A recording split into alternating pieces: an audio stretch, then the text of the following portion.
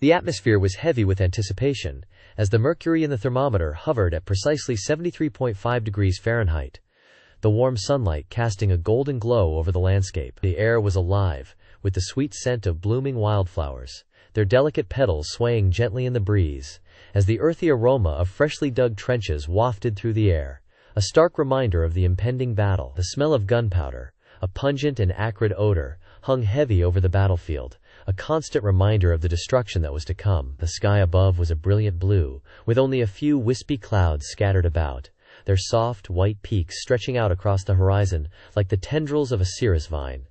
In the distance, the sound of artillery fire echoed through the valleys, the deep rumble of the cannons growing louder with each passing moment. The ground beneath the soldiers' feet began to tremble, the vibrations of the approaching artillery shaking the very foundations of the earth. The soldiers, clad in their worn and tattered uniforms, stood at attention, their eyes fixed intently on the horizon, their faces set with determination. The uniforms, a mixture of faded blues and grays, were adorned with the insignia of their respective units, the intricate stitching and colorful emblems a testament to the pride and tradition of the military.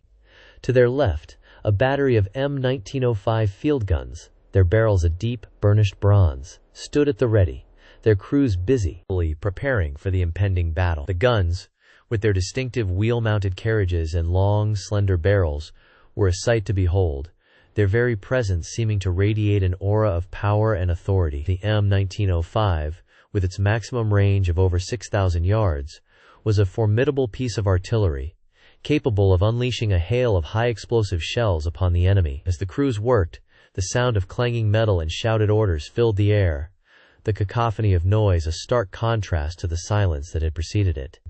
Nearby, a squadron of cavalrymen, their horses saddled and ready, awaited the order to charge. The horses, their coats gleaming in the sunlight, their muscles rippling beneath their sleek hides, were a proud and majestic sight, their very presence seeming to embody the spirit of the cavalry. The cavalrymen, clad in their gleaming breastplates and helmets, their faces set with determination, were the epitome of martial valor, their bravery and skill in the saddle unmatched on the battlefield. The horses, hooves, shod in glittering steel, seemed to be poised on the brink of motion, as if eager to unleash their pent-up energy upon the enemy. As the soldiers stood at attention, a group of officers, their uniforms adorned with the insignia of their rank, conferred on the outskirts of the gathering. Their faces, set with concern and determination, seemed to be weighing the gravity of the situation, their eyes narrowed in contemplation as they pored over the maps and documents spread before them. The officers, with their keen minds and years of experience, were the backbone of the military, their leadership and tactical prowess the key to success on the battlefield. Among them, a tall, imposing figure, his face etched with the lines of age and experience, stood out from the rest. His eyes, a piercing blue, seemed to bore into the very soul of the gathering, as if searching for any sign of weakness or trepidation. The figure, a seasoned veteran of countless battles, was none other than General John Smith, a man renowned for his unwavering courage and unshakable resolve. His face, with its strong, chiseled features, seemed to be carved from the very granite of the mountains, its rugged contours a testament to the unyielding spirit that burned within him. As he stood among his fellow officers, his presence seemed to command respect, his very aura radiating an air of confidence and authority. The general's uniform, with its intricate braiding and colorful insignia, was a testament to his years of service, the numerous medals and decorations that adorned his chest, a reflection of his bravery and distinction on the battlefield. The general's eyes, as they scanned the gathering, seemed to be taking in every detail, his mind working tirelessly to assess the situation and devise a plan of action. His gaze, piercing and unwavering, seemed to be searching for any sign of weakness, any chink in the armor of the enemy that could be exploited to gain the upper hand. As he stood there, his face set in a determined expression, the general seemed to be embodying the very spirit of the military, his unwavering dedication to duty and country, a beacon of inspiration to all who served under him.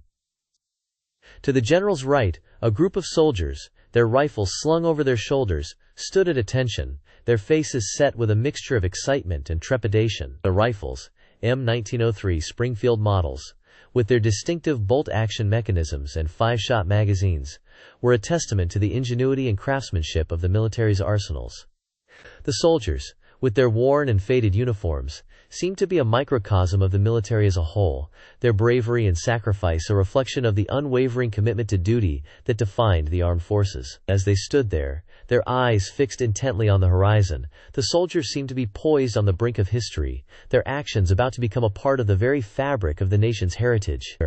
The sound of artillery fire, growing louder with each passing moment, seemed to be drawing the soldiers closer to the brink of battle, their hearts racing with anticipation as they steeled themselves for the carnage that was to come. The ground beneath their feet, trembling with the vibrations of the approaching guns, seemed to be alive with the pulse of war, the very earth itself appearing to be exhaling a collective breath of expectation.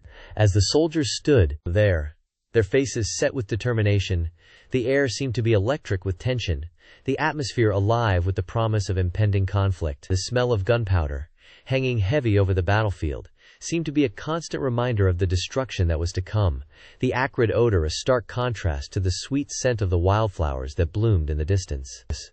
In the distance, the sound of drums and bugles could be heard, the martial music seeming to be stirring the soldiers' hearts to action. The music, with its stirring rhythms and soaring melodies, seemed to be a call to arms, a summons to the soldiers to stand tall and face the enemy with courage and determination.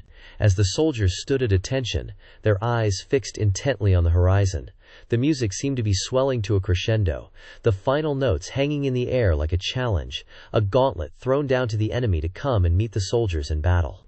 The music, with its bold and stirring rhythms, seemed to be a reflection of the soldiers' spirits, their hearts ablaze with a sense of duty and patriotism as they prepared to face the enemy.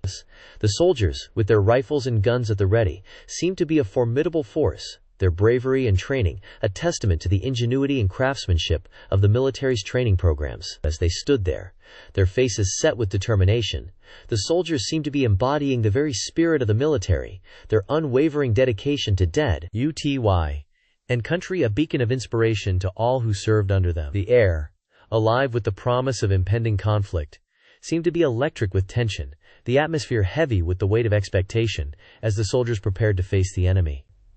As the drums and bugles faded into the distance, the sound of artillery fire seemed to be growing louder, the deep rumble of the cannons echoing through the valleys like a challenge. The soldiers, with their hearts racing with anticipation, seemed to be poised on the brink of battle, their actions about to become a part of the very fabric of the nation's heritage. The ground beneath their feet, trembling with the vibrations of the approaching guns, seemed to be alive with the pulse of war, the very earth itself appearing to be exhaling a collective breath of expectation. The smell of gunpowder, hanging heavy over the battlefield, seemed to be a constant reminder of the destruction that was to come, the acrid odor a stark contrast to the sweet scent of the wildflowers that bloomed in the distance. The atmosphere, heavy with anticipation, seemed to be drawing the soldiers closer to the brink of battle, their faces set with determination as they steeled themselves for the carnage that was to come. The air, alive with the promise of impending conflict, seemed to be electric with tension, the atmosphere heavy with the weight of expectation, as the soldiers prepared to face the enemy. The sound of artillery fire, growing louder with each passing moment, seemed to be a call to arms, a summons to the soldiers to stand tall and face the enemy with courage and determination. As the soldiers stood at attention, their eyes fixed intently on the horizon, the air seemed to be alive with the promise of battle, the very fate of the nation hanging in the balance as the soldiers prepared to face the enemy. As the dawn broke on the fateful day, the armies of the opposing forces began to stir, their movements a testament to the meticulous planning and strategic brilliance of their commanders. The left flank of the attacking army, comprised of seasoned infantrymen, took up positions behind a ridge, utilizing the natural cover to shield themselves from the enemy's view. Meanwhile, the right flank, consisting of cavalry units, swung wide, executing a sweeping maneuver that would eventually bring them around to the enemy's exposed flank. The center of the attacking army, a formidable phalanx of heavy infantry, advanced in a series of coordinated waves, each line preceded by a screen of skirmishers who darted forward to probe the enemy's defenses. These skirmishers, lightly armored and highly mobile, were tasked with identifying vulnerabilities in the enemy's formation, which they would then exploit with rapid and precise strikes. As they drew closer to the enemy lines, the skirmishers began to take cover behind any available terrain features, using rocks, trees, and other obstacles to conceal themselves from the enemy's sight. The enemy, arrayed behind a line of entrenched positions, watched with growing unease as the attacking army's skirmishers began to infiltrate the no-man's land between the two forces. Their own skirmishers, deployed in a loose screen to the front, attempted to drive back the attackers' probes, but were ultimately forced to retreat in the face of the enemy's superior numbers and firepower. As the attackers' skirmishers continued to push forward, they began to identify weak points in the enemy's defenses, which they promptly relayed back to their commanders via a complex system of hand signals and messengers. The attacking army's commanders, stationed at the rear of their formations, pored over the intelligence provided by their skirmishers, using it to inform their decisions regarding the deployment of their main forces. They noted that the enemy's center was heavily reinforced, with multiple lines of infantry and artillery arrayed behind a formidable barricade. However, the enemy's flanks appeared more vulnerable, with fewer troops and less robust defensive positions. Seizing upon this opportunity, the attacking army's commanders decided to concentrate their efforts on the enemy's weak points, directing their cavalry units to execute a wide sweep that would bring them around to the enemy's exposed flanks. As the cavalry units began their approach, the enemy's commanders grew increasingly aware of the danger posed by the attacking army's mounted troops. They responded by shifting their own cavalry units to meet the threat, deploying them in a series of successive lines to counter the attackers' maneuver. However, the attacking army's cavalry had been instructed to feint and withdraw, pulling the enemy's horsemen away from their main force and creating an opening for the infantry to exploit. The infantry, advancing in a series of disciplined waves, took advantage of the distraction created by the cavalry's maneuver. They pushed forward with relentless determination, their formations intact and their morale high. As they drew closer to the enemy's lines, they began to encounter increasingly heavy resistance, with the enemy's artillery and infantry combining to inflict significant casualties. Nevertheless, the attackers persevered, relying on their superior numbers and training to overcome the enemy's defenses. On the attacking army's left flank, the infantry units encountered a particularly strong point in the enemy's defenses, a heavily fortified redoubt that seemed impregnable to assault. The attackers' commanders, recognizing the importance of capturing this position, directed a series of intense bombardments against the redoubt, seeking to weaken its defenses and create an opening for their troops. As the artillery fire rained down upon the redoubt, the attackers' infantry units began to move forward, their bayonets fixed and their eyes fixed on the prize.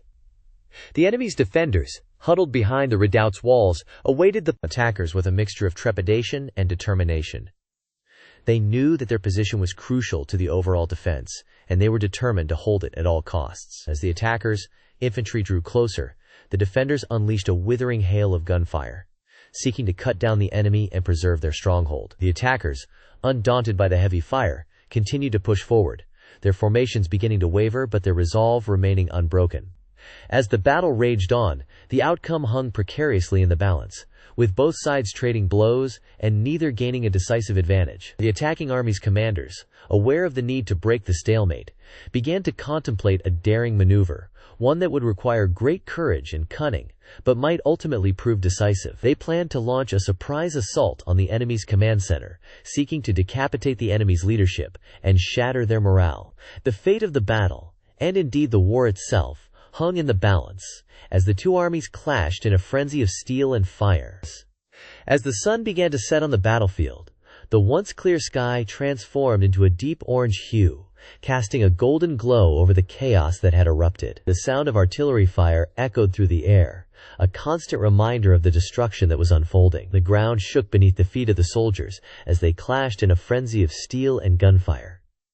The Allied forces, comprising of infantry, armor, and air support, had launched a concerted effort to breach the enemy's defenses. The enemy, well entrenched and determined to hold their ground, retaliated with a barrage of mortar fire and machine gun bursts. The Allied troops, donning their standard-issue M1 helmets and equipped with M4 carbines, pushed forward with caution, their eyes scanning the horizon for any sign of enemy movement. To their left, a squadron of M1 Abrams tanks, their 120mm smoothbore cannons at the ready, provided covering fire as the infantry advanced. The tanks' armor glinted in the fading light, their treads churning up the earth as they moved in tandem with the foot soldiers. The M1 Abrams, with its top speed of 42 miles per hour and range of 265 miles, was a formidable force on the battlefield, capable of delivering precise and devastating blows to enemy strongpoints. Meanwhile, a pair of AH-64 Apache helicopters, their rotor blades whirring as they hovered above the battlefield, provided air support to the advancing troops. The Apaches, with their 30mm M230 chain guns and complement of Hellfire missiles, were a potent force against enemy armor and fortifications. As they banked and turned, their sensors and targeting systems scanned the battlefield, seeking out enemy positions to engage. The enemy, however, was not one to be underestimated. Their forces, a mix of seasoned veterans and newly minted recruits, were determined to hold their ground. They were armed with an array of weaponry, from the ubiquitous AK-47 assault rifle to the more specialized SVD sniper rifle. The enemy's armor, comprising of T-72 tanks and BMP-1 infantry fighting vehicles, was a force to be reckoned with, capable of delivering significant firepower against the Allied forces. As the battle raged on, the sounds of gunfire and explosions filled the air. The smell of smoke and sweat hung heavy over the battlefield, mingling with the acrid tang of burning fuel and the sweet, metallic scent of blood. The soldiers on both sides moved with a mix of caution and desperation, their movements dictated by the ebb and flow of the battle. In the midst of this chaos, a lone Allied soldier, Private First Class Jenkins, found himself separated from his unit. He had been moving forward with his squad when a burst of enemy fire had sent them scattering. Now, as he crouched behind a nearby boulder, he peered out into the uncertain landscape, his heart racing with fear. His M4 carbine, its 5.56mm barrel still warm from recent use, felt comforting in his hands, a tangible connection to the world around him. As he scanned the horizon, Jenkins spotted a cluster of enemy soldiers, their heads and shoulders visible above the edge of a nearby trench. He took a deep breath, steadying himself, and began to lay down a suppressive fire, his M4 barking out a staccato rhythm as he sought to pin down the enemy. The enemy soldiers, caught off guard, scrambled for cover, their return fire wild and inaccurate. The battle was far from over, with both sides trading blows and neither gaining the upper hand. The outcome hung in the balance, as the soldiers on both sides struggled to assert their dominance over the chaotic landscape. The war was a complex, messy affair, with no clear victor in sight. Yet, in the midst of this uncertainty, there existed a sense of purpose, a driving force that compelled the soldiers to push forward, no matter the cost. As the stars began to twinkle in the night sky, the soldiers on both sides dug in, their bodies weary, their minds numb from the relentless onslaught of sound and fury. The battlefield, once a scene of frenzied activity, grew quiet. The only sound, the distant rumble of artillery fire, and the occasional burst of small arms fire. The war would continue, a grinding, relentless struggle that would leave no one unscathed. For now, though, there existed a fleeting sense of calm, a brief respite from the chaos that had consumed the world. In the distance, the sound of engines roaring to life signaled the approach of reinforcements, a fresh wave of troops and equipment destined to tip the balance of the battle. The war was far from over, with new challenges and opportunities arising with each passing moment. As the soldiers on both sides steeled themselves for the trials ahead, they knew that the outcome of the battle, and the war itself, hung precariously in the balance, waiting to be decided by the bravery, skill, and determination of those who fought on.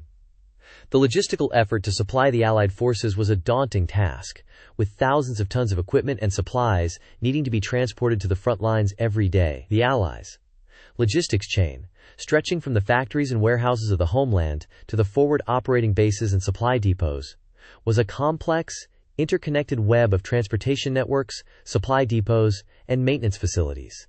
The sheer scale of the operation was staggering, with millions of gallons of fuel, thousands of tons of ammunition, and countless other essential supplies needing to be delivered to the troops in the field. The Allies' air transport fleet, comprising of C-130 Hercules and C-17 Globemaster III aircraft, played a critical role in this effort, ferrying supplies and equipment to remote forward operating bases and isolated outposts.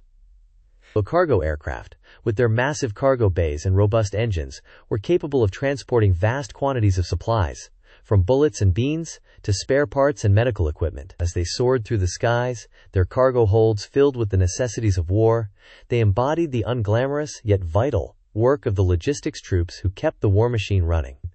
The ground transportation network, comprising of trucks, convoys, and supply trains, was equally crucial, providing the backbone of the logistics effort. The trucks, with their sturdy engines and reinforced cargo beds, rumbled along the dusty roads and highways, carrying their precious cargo to the front lines. The convoys, often escorted by armored vehicles and security troops, moved with caution, their drivers and guards ever vigilant for signs of enemy activity. The supply trains, with their endless string of cargo cars and locomotives, chugged along the railroads, transporting vast quantities of supplies to the distant corners of the battlefield.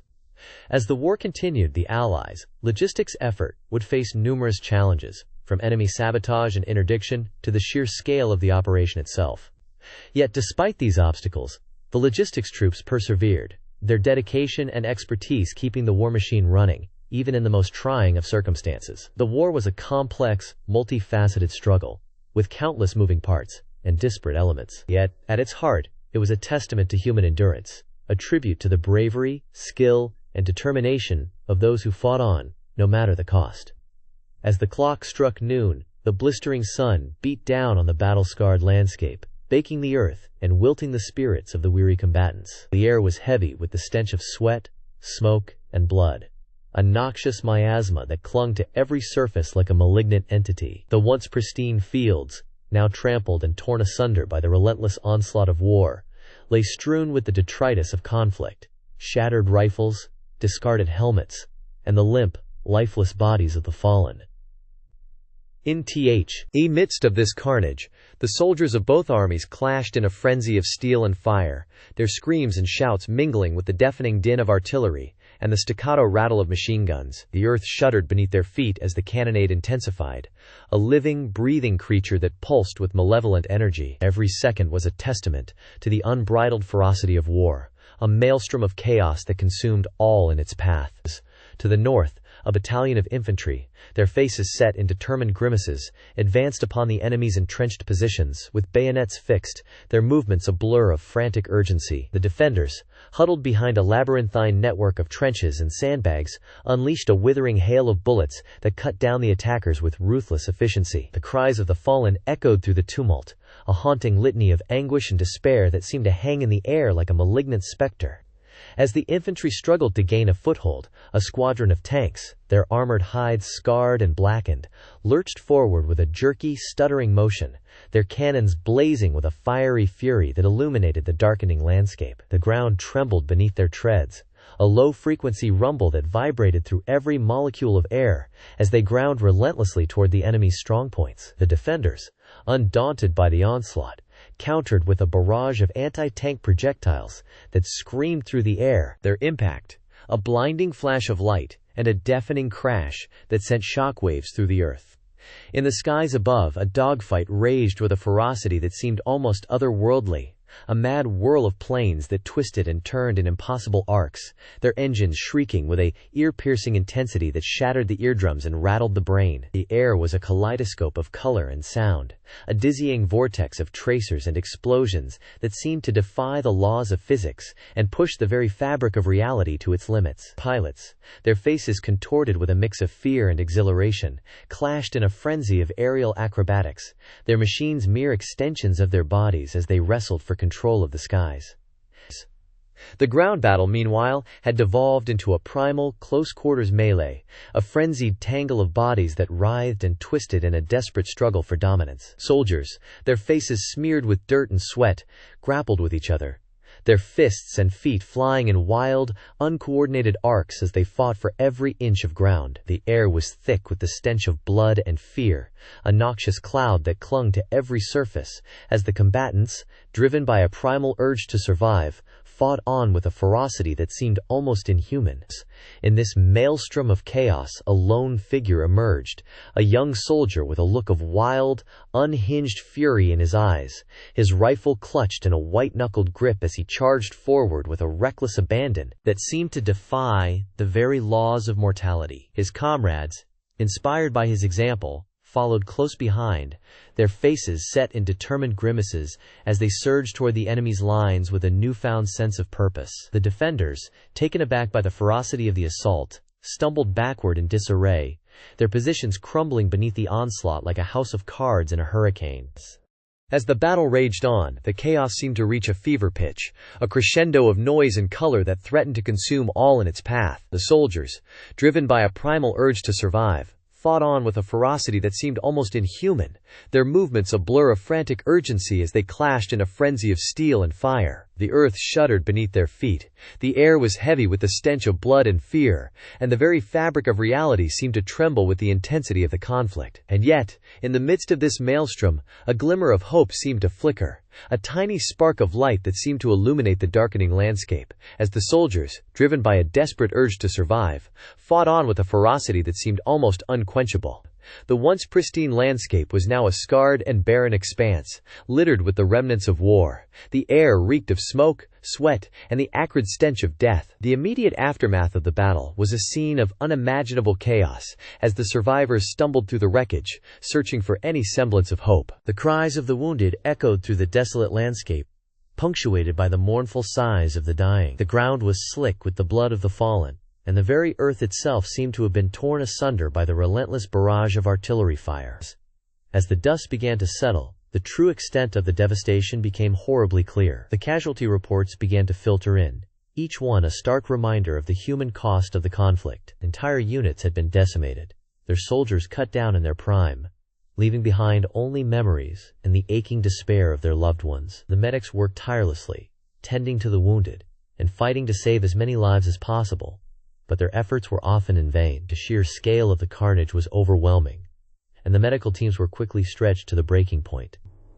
Individual stories of survival began to emerge, each one a testament to the indomitable human spirit. There was the young private, who had been buried under a pile of rubble, only to be rescued by his comrades, who had dug him out with their bare hands. He had suffered severe injuries, including a broken leg and a deep gash to his forehead, but he had refused to give up, even when all seemed lost. As he was carried away on a stretcher, he had smiled weakly and whispered a message to be delivered to his loved ones, a poignant reminder of the human cost of war.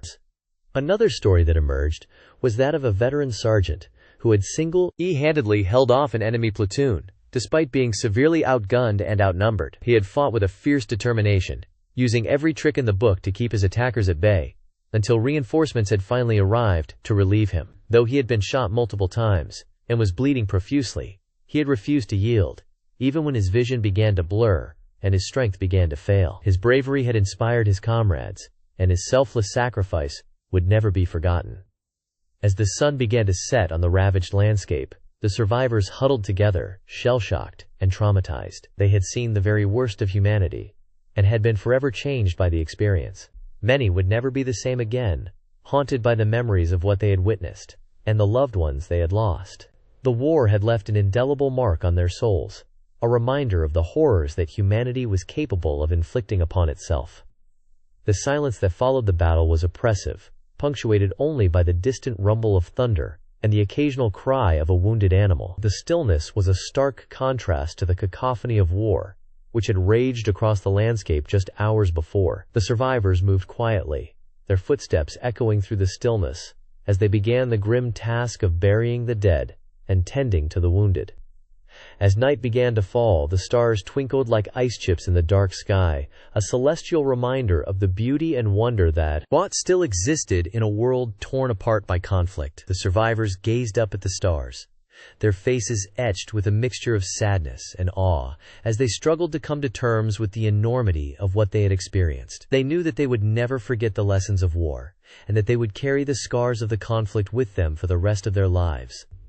The hours ticked by, each one a slow and painful reminder of the journey that still lay ahead. The survivors knew that they would have to rebuild and recover, but for now, they just existed, suspended in a state of limbo, as they struggled to comprehend the true extent of their loss. The world around them was broken and shattered, but even in the midst of such devastation, there was a glimmer of hope. It was a hope that one day, the wounds of war would heal, and that humanity would emerge stronger and more resilient than ever before.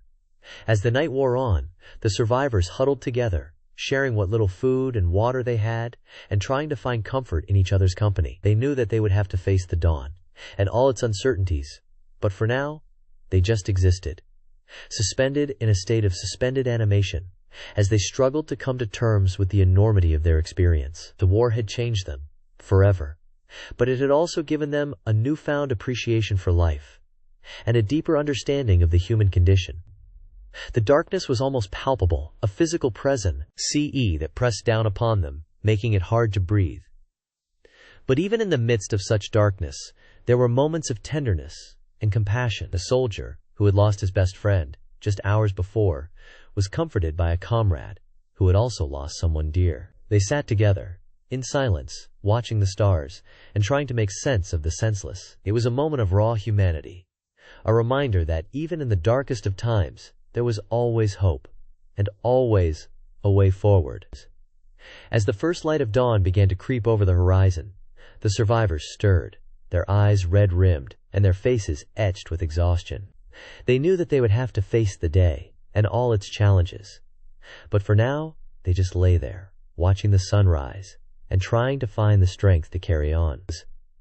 The war was far from over, but for the survivors, the real battle was only just beginning.